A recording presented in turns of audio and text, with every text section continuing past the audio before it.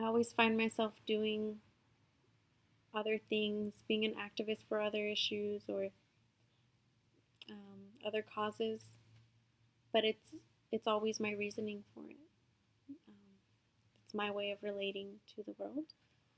But I still feel like um, because it was so prolonged that I'm still myself recovering. I don't know, like what exact words to use.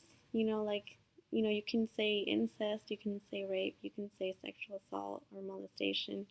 But to me, like when I hear them, it's just like, what's the difference? Rape was my first memory as a child.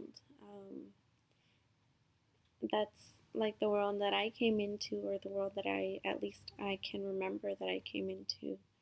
Um, for 12 years on and off when I lived with my parents. My dad raped me.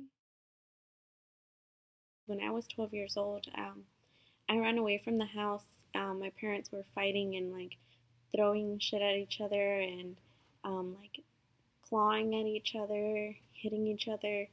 And I was listening to everything in my room, and I grabbed my cell phone. I ran away for a few hours.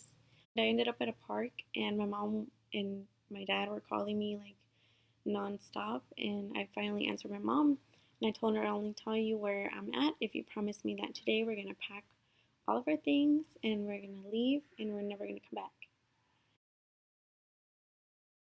We moved just across town to where my brother and my other sister and my other brother lived.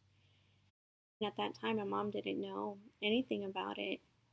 No one knew. To me, growing up, I had an idea that it was a secret that I was going to take to the grave.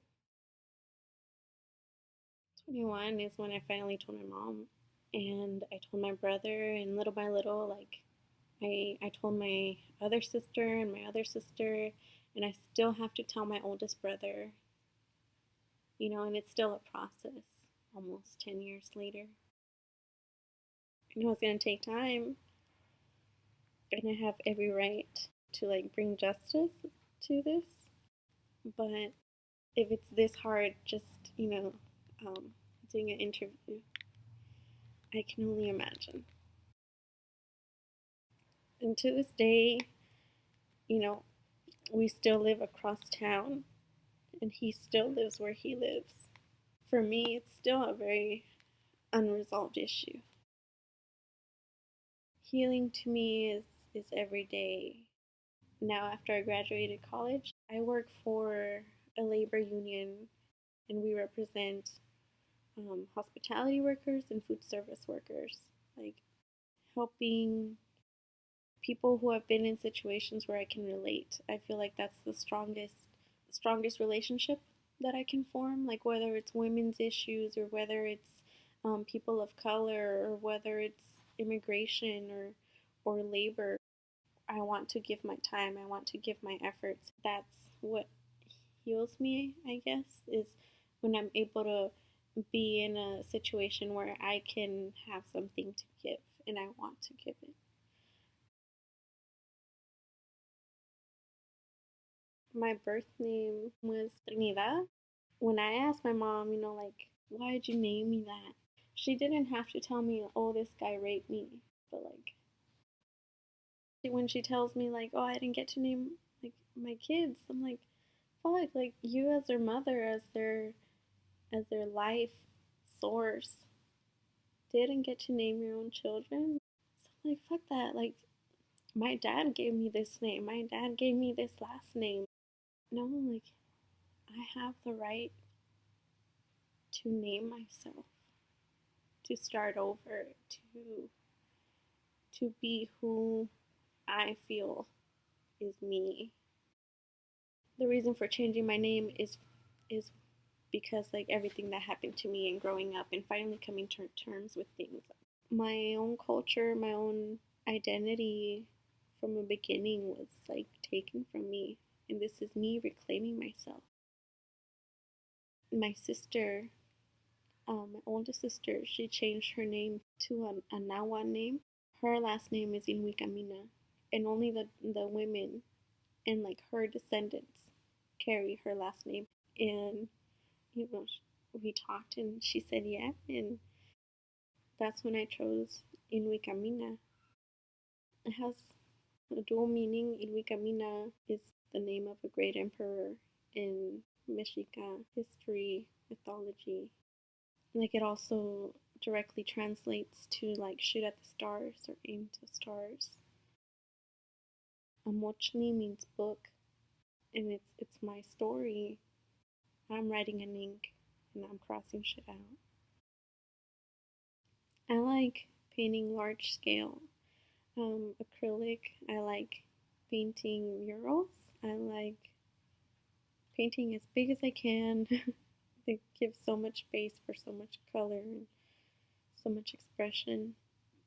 I like painting and drawing faces or people, whether they're representative of something or expressing something.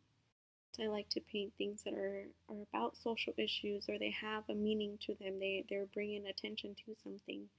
Because a painting says 1,000 words, but like I'm here to choose my words wisely. I like to write spoken word.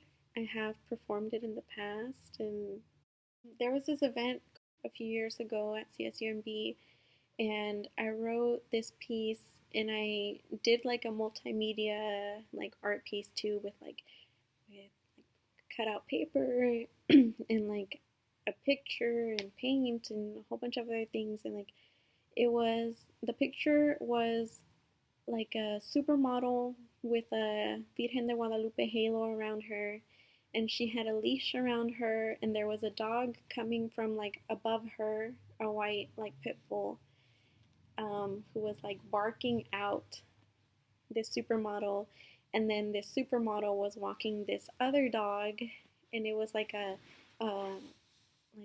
brown spotted pit bull. One bitch is walking the other bitch, and the bitch thinks that she's walking this other bitch. And to me personally, I hate the word bitch, whether it's to a dog or to a person or to a woman. I don't mind. I don't like how it sounds, but that's just me. And I did this piece called Bad Bitch about how if we're gonna redefine something, we all gotta be on the same page together and understand why we're redefining things before, like for me at least, before I go around like saying, or oh yeah, I'm a bad bitch, I'm a boss ass bitch, I'm a boss bitch, I'm like whatever it is, like and so this spoken word piece, it kind of presented the word bitch and then flipped it inside out by reading it backwards from first top to bottom and then bottom to top, kind of like reevaluating, all right, why are we saying bitch? And I would describe me as someone who's trying to do something, to accomplish something, to make something happen, to make people believe or understand, trying to change myself, trying to heal myself, to better myself. And I think that's what we're all doing.